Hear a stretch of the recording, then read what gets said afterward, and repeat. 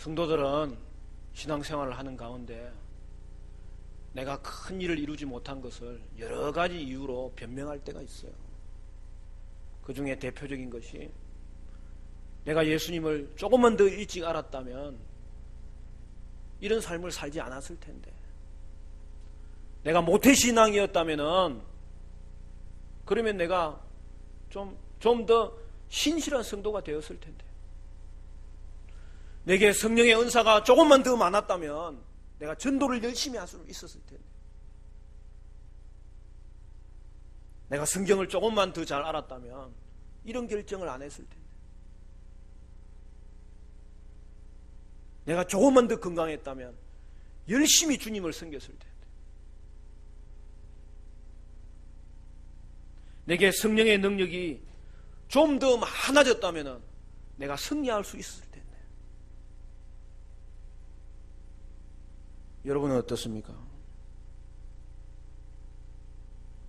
여러분도 자신에게 능력이 많으면 신앙생활 하면서 크게 승리할 수 있을 것이라고 생각합니까? 여러분, 이것은 도리어 믿음이 연약한 성도의 모습이에요. 성경은 그렇게 말하지 않아요. 비록 재능이 부족해도, 돈이 없다 할지라도, 사회적 지위가 때로는 높지 않다 할지라도 하나님을 섬기는 데 있어서, 말씀에 순종하는 데 있어서 아무런 장애가 되지 않는다는 거예요. 승리하는 삶의 비결은 자신이 소유한 능력에 있는 것이 아니라 하나님이 주시는 능력 안에서 우리가 강건하여질 때 그것이 가능하게 될 줄로 믿습니다. 예수님은 3명의 제자들을 데리고 변화산에 올라가서 자신의 영광스러운 모습을 보여주었어요. 그런데 그때 산 아래 동네에는 엄청난 일이 벌어지고 있었던 거예요. 그것은 귀신 들려서 간질병을 가진 아들의 그 병을 고치기 위해서 아버지가 제자들에게 간청하였는데 제자들이 고치지 못하고 실패를 경험하고 있었던 것입니다. 예수님은 산에서 내려와서 제자들이 있는 곳으로 돌아왔습니다.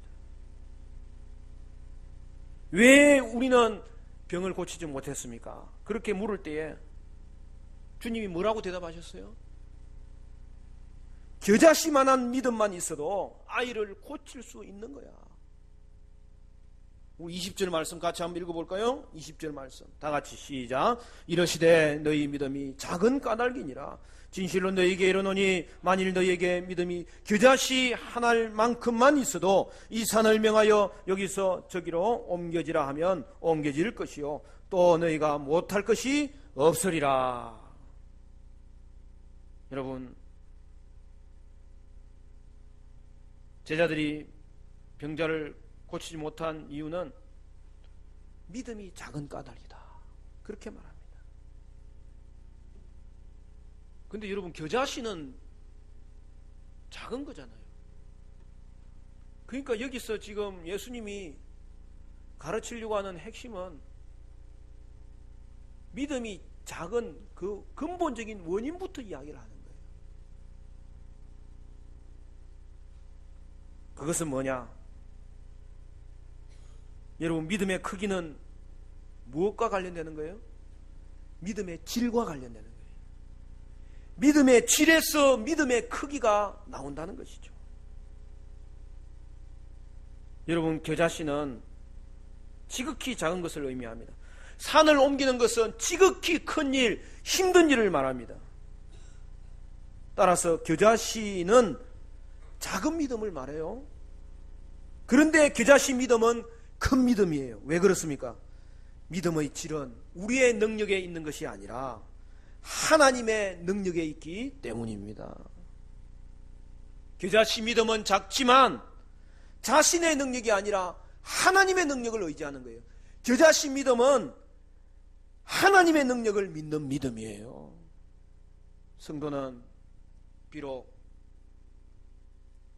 자신의 능력이 작더라도 때로는 자신의 능력이 아무래도 보이지 않더라도, 없는 것처럼 보이더라도 하나님께서 주신 일을 이룰 수 있어요. 왜 그래요? 겨자씨만한 믿음만 있다면 산을 옮길 수 있기 때문입니다. 그러므로 우리는 큰 믿음 이전에 겨자씨 믿음을 가져야 되는 거예요. 이 믿음이 여러분에게 있기를 간절히 소원합니다. 겨자씨 믿음이 있기를 바랍니다. 그리하여 하나님의 능력을 전적으로 의지하여 나의 작은 믿음이지만 하나님의 크신 능력을 바라보면서 승리하는 저와 여러분 되시기를 간절히 축원합니다. 그러면 더 구체적으로 겨자씨 믿음은 무엇입니까? 첫 번째로 하나님의 크심을 믿는 것입니다. 오늘 14절부터 본문의 배경이 나옵니다. 그들이 무리에게 이르매 한 사람이 예수께 와서 꿇어 엎드려 이르되 주여 내 아들을 불쌍히 여기소서. 그가 간질로 심히 고생하여 자주 불에도 넘어지며 물에도 넘어지는지라. 내가 주의 제자들에게 데리고 왔으나 능히 고치지 못하더이다. 베드로는 처음에 산에 있었어요. 예수님과 함께 변화산에 올라서 예수님의 영광스러운 모습을 보고 그는 도취되어서 거기에 초막셋을 짓고 거기서 살자고 예수님께 제안했어요. 그것은 예수님의 왕궁을 거기에 짓고 지금 당장 하나님의 나라가 회복되기를 원했던 것이죠. 그런데 예수님은 제자들을 속히 내려가자고 제자들의 손을 끄집어 당기시는 듯이 급하게 내려오십니다. 주님의 때가 되지 않았어도 그렇지만 지금 밑에 무슨 일이 벌어지고 있어요? 제자들이 실패해서 부끄러움을 당하고 심각한 일이 벌어지고 있기 때문에 예수님은 산 아래에 있는 일을 아시기 때문에 제자들을 속히 산 아래로 내려가도록 명하시며 내려오신 것입니다. 예수님의 제자들이 귀신 들려 병든 자를 데리고 왔지만 고치지 못하고 있었던 것이죠.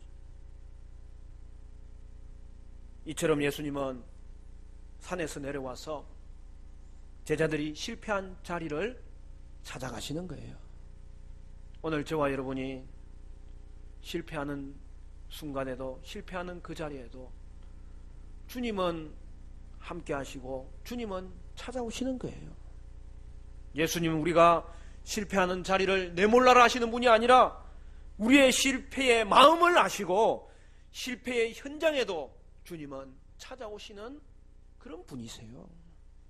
아이의 아버지가 예수님께 납작 엎드려서 아이를 고쳐달라고, 제자들은 고쳐주지 못했으니 예수님이 고쳐달라고 간청하였습니다.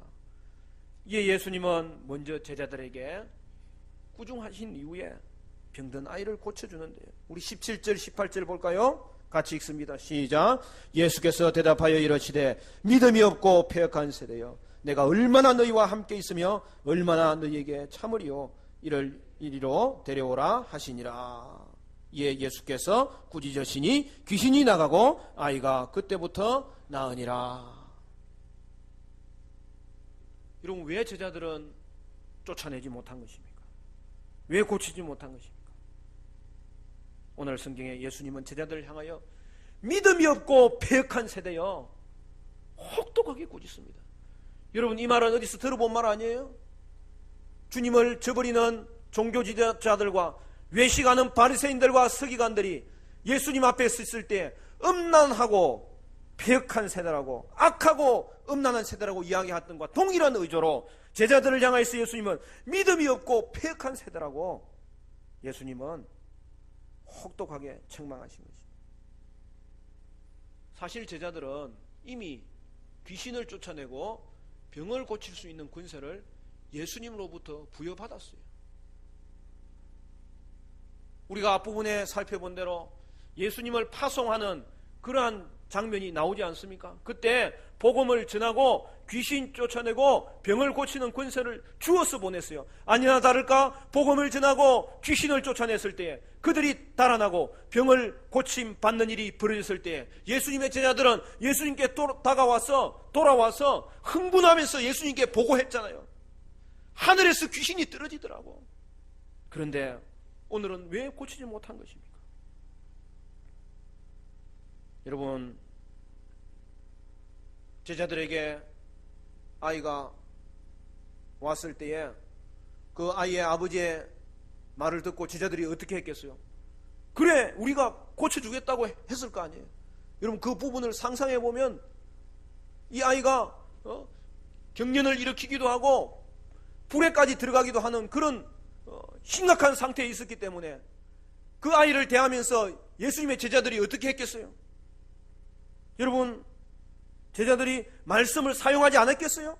했을 거예요. 기도하지 않았겠어요? 했을 거예요.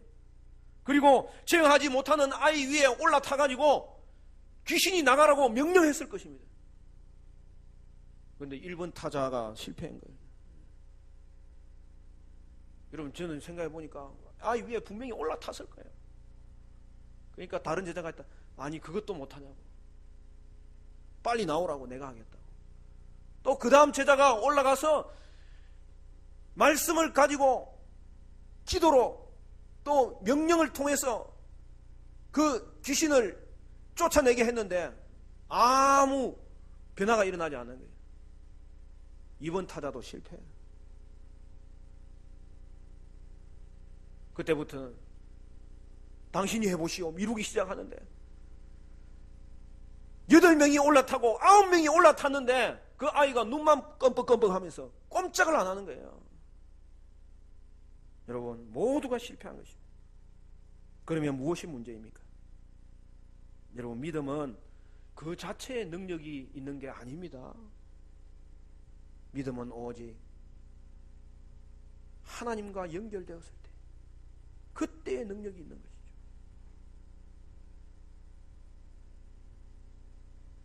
진정한 믿음은 먼저 자신이 능력 없음을 인정하고 시작해야 되는 거예요. 그리고 하나님의 능력을 철저하게 의지하는 거예요. 예수님께서 겨자씨 믿음을 말씀하신 것은 우리로 하여금 자신의 노력은 포기하고 그 대신 하나님의 능력을 의지하도록 권고하고 있는 것이죠. 이전에 귀신을 고쳤으므로 제자들은 지금 교만한 마음이 들어가 있는 거예요. 그리하여 결국 자신의 힘으로 치료하려고 했을 때에 그 결과는 실패로밖에 남지 않는 것입니다. 여기 보면 귀신 들려 간질병 가진 아들이라고 이야기했어요. 그래서 예수님은 귀신을 쫓아내는데 초점을 맞추신 거예요. 어떤 사람은 이 본문을 잘못 오해해서 귀신 들린 것과 간질환을 가진 것을 이렇게 결부시키는데 그렇지 않아요. 오늘 본문은 귀신 들려서 간질이 걸렸기 때문에 귀신을 쫓아낸 거죠. 여러분, 오늘날도 간질병을 귀신 든 것으로 오해하는 사람인데 절대 그렇게 하면 안 돼요. 여러분, 간질 환자는 말 그대로 질병을 가진 거예요. 그럼 어떻게 해야 돼요? 병원에 가야 되는 거예요. 그것도 정신적인 병이 아니에요. 간질은 육체적인 병이에요. 그래서 육체적인 치료를 같이 받아야 되는 거예요.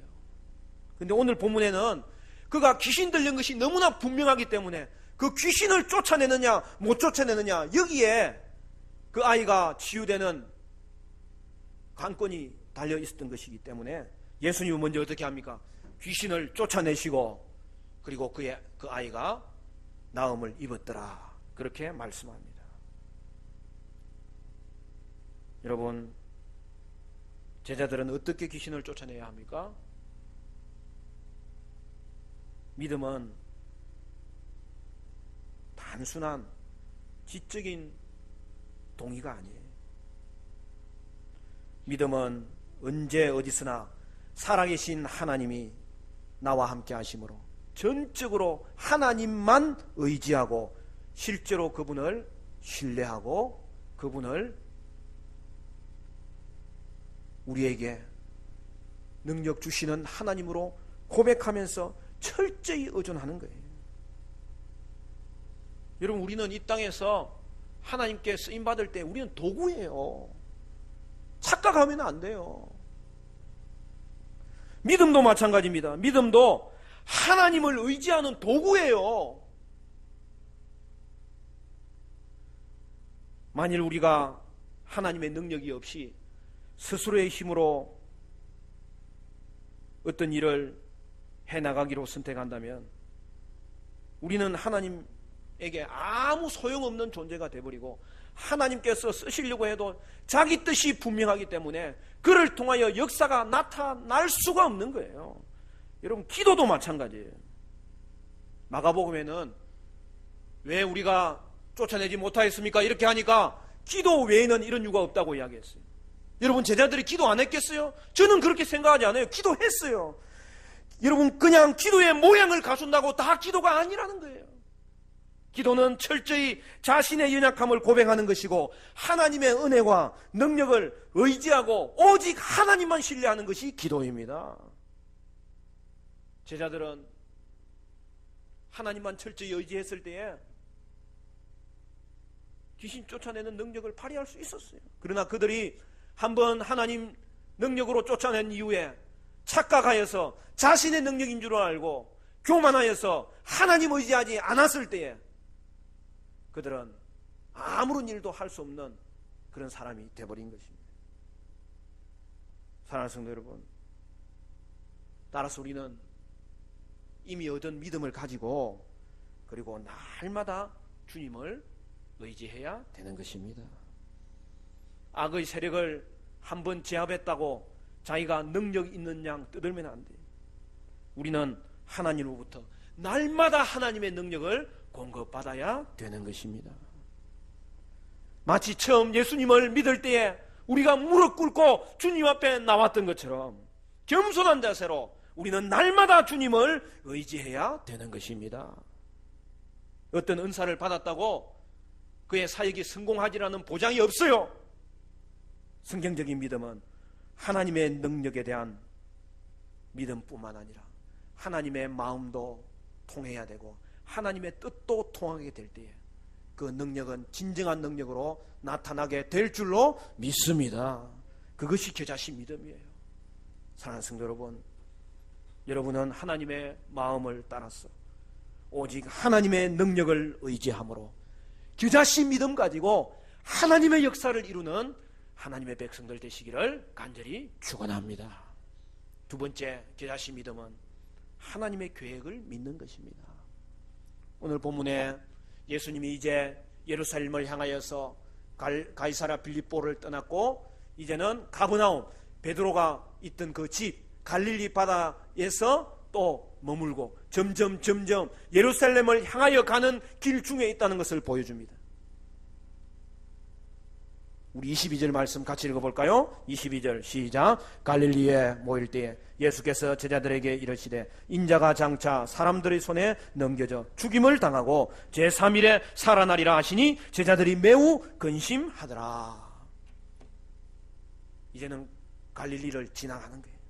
그러면서 예루살렘을 향하여 본격적인 십자가의 길을 걸어가시면서 예수님은 앞번에 이야기했지만 지금 두 번째 공식적으로 그의 고난받으심과 죽으심과 부활하심에 대해서 제자들에게 예고를 해주신 거예요. 예수님이 십자가를 지시는 것은 나중에 종교 지도자들 때문에 핍박을 받아서 죽는 게 아니에요. 예수님이 십자가를 지기 위해서 그가 지금 친히 그 길을 올라가고 계신 것을 보여주고 있는 거예요. 왜 그래요?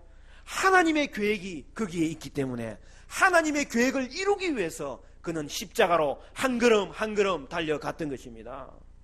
여러분, 진정한 믿음은 하나님의 계획인 예수님의 십자가와 부활을 믿는 거예요. 본문을 보면 예수님이 넘겨질 것이다, 죽임을 당할 것이다, 이런 표현이 자꾸 나오잖아요. 그것은 물론 가룟 유다에게 배신을 당하는 것도 말하지만은 궁극적으로는 죽임은 당하는 것이고 넘겨지는 것이고, 그럼 주체가 누구예요? 주체는 하나님이에요. 하나님이 저와 여러분들을 살리시기 위해서 예수님을 십자가의 길을 통과하는 그 길을 통하여 구원 우리를 주실 것이기 때문에 하나님이 예수님을 그 길을 가도록 허락하시는 거예요. 하나님이 친히 의도하신 하나님의 계획이 십자가의 길이라는 거죠. 제자들은 이 일을 듣고 심히 근심했어요. 그러나 그들의 기대보다 더 중요한 것은 하나님의 계획이 이루어져야 되는 거예요. 그 하나님의 계획이 뭐라고요?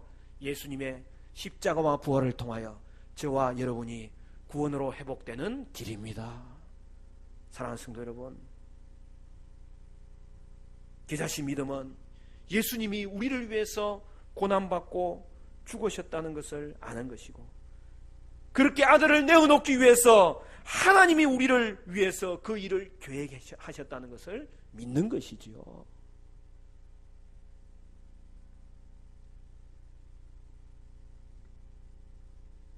여러분 얼마짜리입니까? 뭐 좀 뜬금없는 이야기지만,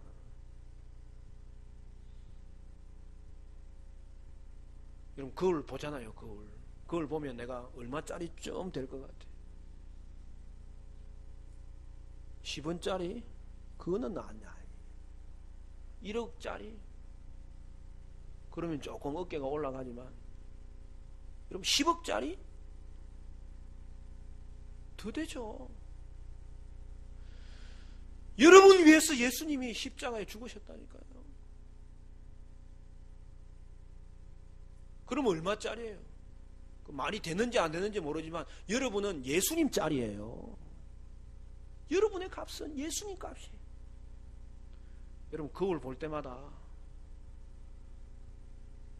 우리 부모님은 나를 왜 이렇게 동그랗게 만들었나 그러지 마시고, 우와 예수님 짤이가 저게 있구나. 동그라니까 값이 비싼 거예요. 하나님이 작품으로 여러분을 지으신 거예요.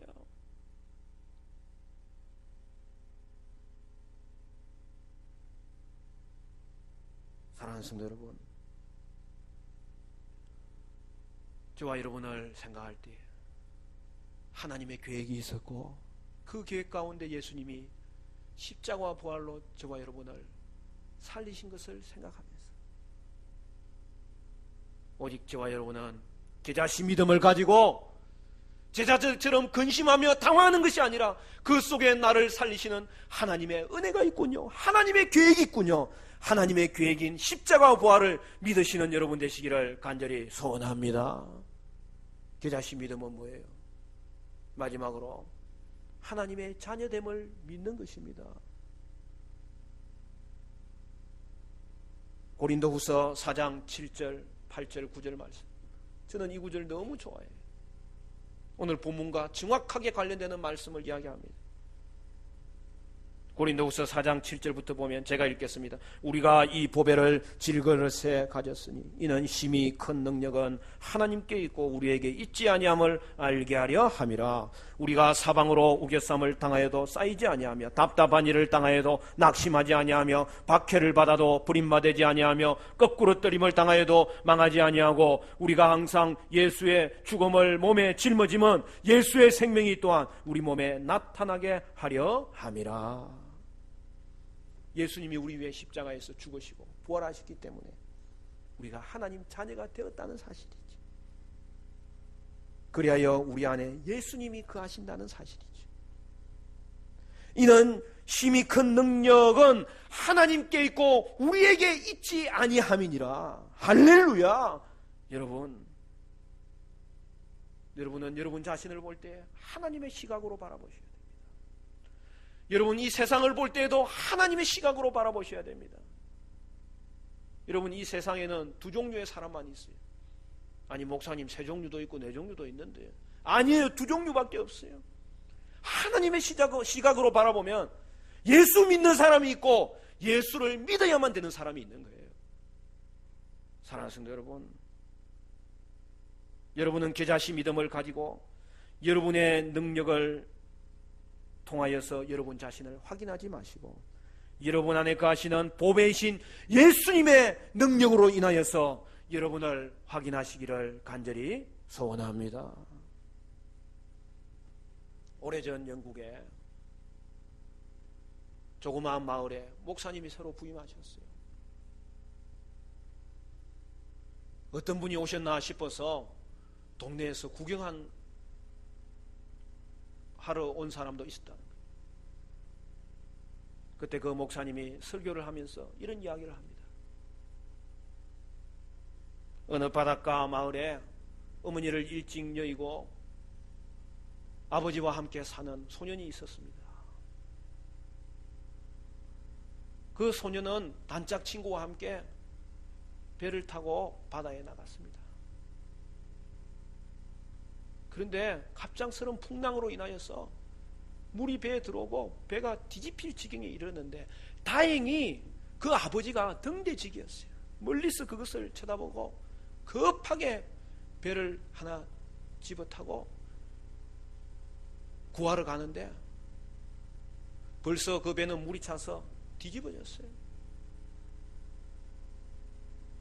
사력을 다해서 아버지는 구하러 가는데 문제는 이 배가 한 사람만 구할 수 있는 작은 배여서 두 사람을 실었다가는 다 살지 못하는 그러한 상황에 이르렀던 것이죠.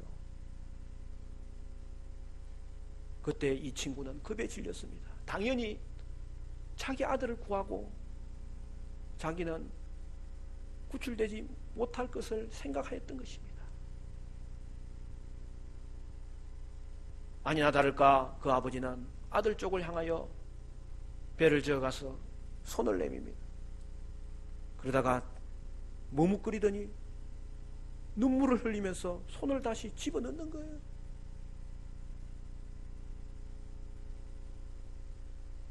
놀란 아들은 아버지를 쳐다봅니다. 그때 아버지가 말합니다. 아들아, 미안하다. 너는 예수 믿기 때문에 천국 갈 것이지만 너의 친구는 예수 믿지 않잖아.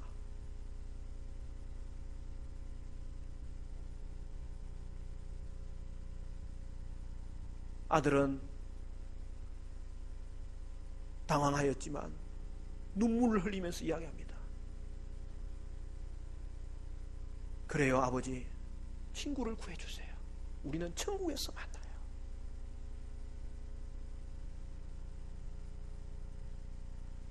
그러고는 그 아버지가 아들의 친구를 구해서 돌아온 것입니다.